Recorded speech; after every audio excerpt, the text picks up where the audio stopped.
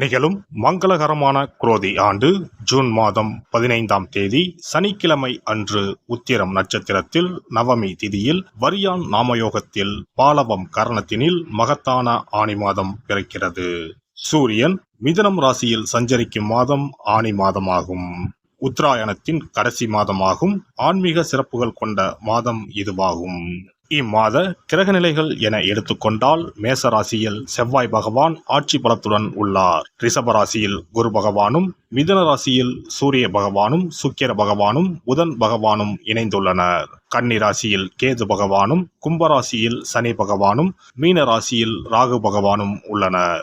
இம்மாத கிரக பெயர்ச்சி என பார்த்தால் ஆனி மாதம் 15ஆம் தேதி மிதுன ராசியில் ஆட்சி பலம் பெற்ற புதன் பகவான் கடகராசிக்கு பயிற்சியாகிறார். ஆனி மாதம் 16ஆம் தேதி சனி பகவான் வக்கர பயிற்சி அடைகின்றார். ஆனி மாதம் 23ஆம் தேதி சுக்கிர பகவான் கடகராசிக்கும், ஆனி மாதம் 28ஆம் தேதி செவ்வாய் பகவான் மேசராசியில் இருந்து ரிஷபராசிக்கும் பயிற்சி அடைகின்றனர். இந்த கிரக அமைப்பினால் உங்கள் வாழ்வில் இம்மாதம் ஏற்படக்கூடிய மாற்றங்கள் என்னென்ன என்பதனையும், ஏதாவது அசுப பலன் ஏற்பட்டால் ராசிக்காரர்கள் செய்ய வேண்டிய பரிகாரம் என்ன என்பதனை பற்றியும் காண்போம். சிறு விஷயமாக இருந்தாலும் அதில் உணர்வுபூர்வமாக செயல்படும் கடகராசி அன்பர்களே, இந்த ஆனி மாதம் வாக்கு வன்மையால் நன்மை உண்டாகும். செய்யும் காரியத்தை சிறப்பாகவும் நேர்மையாகவும் செய்து முடித்து மற்றவர்களிடம் பாராட்டுகளை பெறுவீர்கள். உங்கள் செல்வாக்கை கண்டு சிலர் பொறாமை கொள்ளலாம். கவனம் தேவை. எதிர்ப்புகள் விலகும், காரிய தடைகள் நீங்கும். வீடுமனை சம்பந்தப்பட்ட விஷயங்களில் இருந்து வந்த சுணக்க நிலை மாறும். தடைப்பட்டிருந்த வீடு கட்டும் பணிகள் நிறைவடையும். தொழில் வியாபாரம் தொடர்பான பணிகளில் வேகம் பிடிக்கும். வாடிக்கையாளர் எண்ணிக்கை கூடும். பழைய பாக்கிகளை வசூல் செய்வதில் மும்முரம் காட்டுவீர்கள். தொழிலை விரிவுபடுத்த எடுத்த முயற்சிகள் யாவும் வெற்றி பெறும். பணிபுரிவோருக்கு வேலையில் அதிக பளு இருந்தாலும் எல்லா பணிகளையும் திறம்பட செய்து முடிப்பீர்கள். பணவரத்து திருப்தி தரும். எதிர்பார்த்த அதிகாரமிக்க பதவிகளை பெறுவீர்கள். குடும்பத்தில் இருப்பவர்களுக்கு தேவையான பொருட்களை வாங்கி குவிப்பீர்கள். கணவன் மனைவிக்கு இடையே இருந்த கருத்து வேற்றுமை நீங்கும். குழந்தைகளால் பெருமை சேரும். உறவினர்கள் நண்பர்கள் மத்தியில் மதிப்பு மரியாதை கூடும். கடன் பிரச்சனையில் நீண்ட நாட்களாக இருந்து வந்த சுணக்க நிலை மாறும். பெண்களை பொறுத்தவரை இம்மாதம் காரிய தடைகள் நீங்கி எடுத்த காரியத்தை வெற்றிகரமாக செய்து முடிப்பீர்கள். வாக்கு வன்மையால் நன்மைகள் உண்டாகும். அரசியல்வாதிகளை பொறுத்தவரை தொண்டர்களின் ஆதரவுடன் செயற்கரிய செயல்களை செய்வீர்கள். கட்சி தலைமையிடம் நல்ல பெயரை காப்பாற்றிக் கொள்ளவும். சச்சரவுகளில் சம்பந்தப்பட்டு மாட்டிக்கொள்ள வேண்டாம். கலைத்துறையினரை பொறுத்தவரை கடினமாக உழைத்தால்தான் துறையில் வெற்றி வகை சூடலாம். மற்றபடி உங்கள் வேலைகளை குறிப்பிட்ட காலத்திற்குள் முடித்து விடுவீர்கள். உங்கள் திறமைகளை மக்கள் ஏற்றுக்கொள்வார்கள். சக கலைஞர்களை அனுசரித்து நடந்து கொள்ளவும். மாணவர்கள் படிக்காமல் விட்ட பாடங்களை படிப்பதில் கவனம் செலுத்துவீர்கள். சொன்ன சொல்லை காப்பாற்ற பாடுபடுவீர்கள். நட்சத்திர பலன்கள். புனர்பூசம் நட்சத்திரம். இந்த மாதம் மனமகிழ்ச்சி ஏற்படும். இழந்த சொத்து மீண்டும் கைக்கு வந்து சேரும். காரியத்தை கச்சிதமாக முடிக்கும் திறமை வந்து சேரும். தடைப்பட்ட காரியங்கள் தடைகள் நீங்கி நன்றாக நடந்து முடியும். வாக்கு வன்மையால் நன்மைகள் ஏற்படும். தெய்வ சிந்தனை அதிகரிக்கும். பணப்பிரச்சனைகள் நீங்கும். பூசம் நட்சத்திரம். இந்த மாதம் நண்பர்கள் மூலம் உதவிகள் கிடைக்கும். வாகன யோகம் உண்டாகும். குடும்பத்தில் சந்தோஷமான சூழ்நிலை காணப்படும்.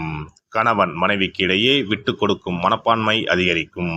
பிள்ளைகள் எதிர்காலத்திற்காக சில பணிகளை மேற்கொள்வீர்கள். தேவையான வசதி வாய்ப்புகள் வந்து சேரும்.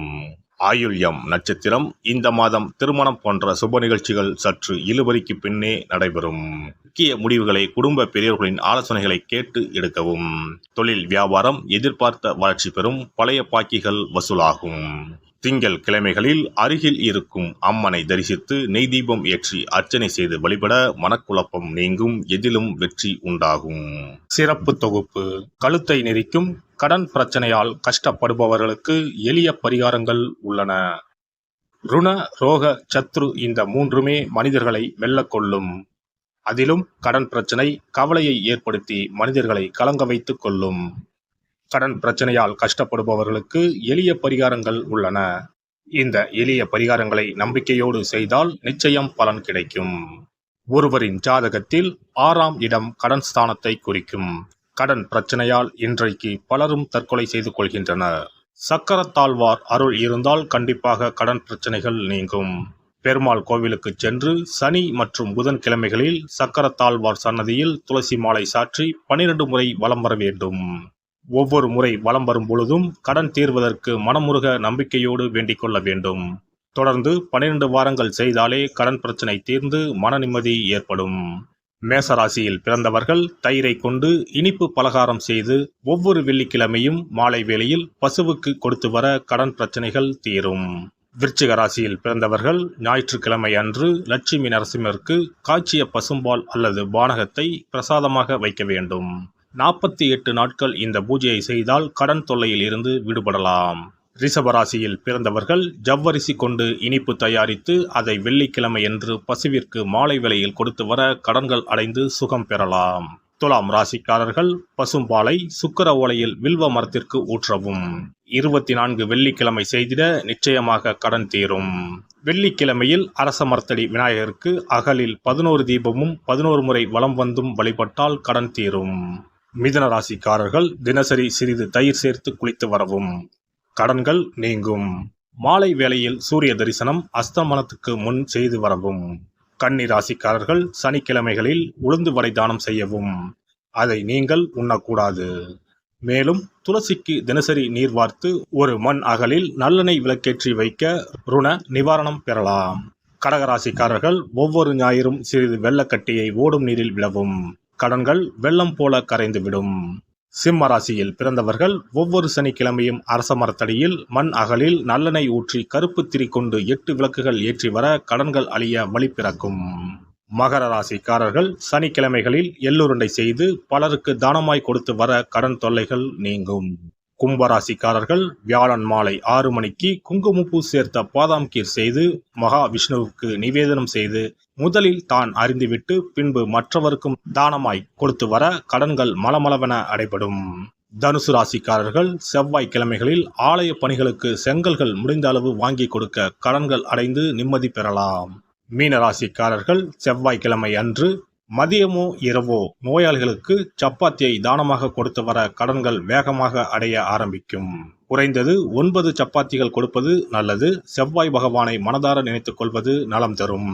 பௌர்ணமி நாளில் குலதெய்வத்திற்கு படையலிட்டு வழிபடுவது சிறப்பு. குலதெய்வ படம் இல்லாதவர்களும் குலதெய்வம் பற்றி தெரியாதவர்களும் 5 முக குத்து விளக்கை பூஜை அறையில் ஏற்றி வைத்து படையல் போட்டு கற்பூர ஆரத்தி காட்டி கடன் பிரச்சனை நீங்க மனதார வேண்டிக் கொள்ளலாம். இவ்வாறாக 9 பௌர்ணமிகள் விடாமல் இந்த பரிகாரம் செய்ய கடன் தொல்லைகள் எளிதாக தீர்ந்துவிடும். கடன் தீர்வதற்கான வழிகளும் கிடைக்கும். இந்த பரிகாரத்தை அனைத்து ராசிக்காரர்களும் செய்யலாம். எல்லாம் வல்ல இறையருளால் நீங்களும் உங்கள் அன்பு குடும்பமும் உடல் நலம், நீலாயுள், நிறை செல்வம், உயர் புகழ், மெய்ஞானம் ஓங்கி வாழ்க வளமுடன்.